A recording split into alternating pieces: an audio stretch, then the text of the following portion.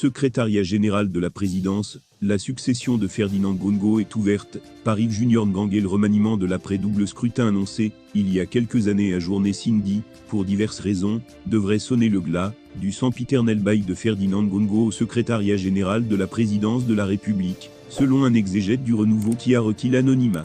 Confiné au palais des Toudis ces dernières années, du fait de la crise sanitaire, Paul Biya prépare un grand coup, si on s'en tient à de nombreux indicateurs annoncés. 7 mi-juillet 2022, certaines sources rapportent que dans la plus grande discrétion, Paul Biya a peaufiné la dernière mouture du cabinet Joseph Dion II qui serait fin prêt. La session parlementaire de juin, seul facteur pouvant être considéré comme rédhibitoire étant achevé.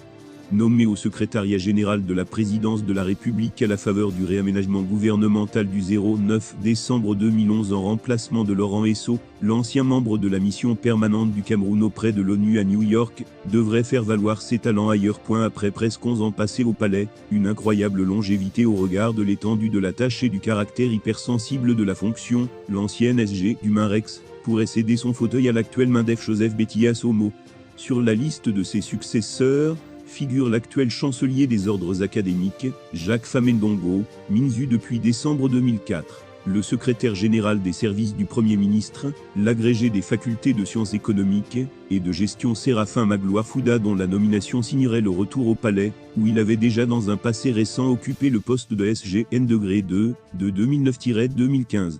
On cite aussi dans cet échantillonnage, Joseph Ngo, le directeur général de l'Agence de régulation des marchés publics, ARMP, un protégé du sortant, et l'un de ses frères de la Haut-Sanaga,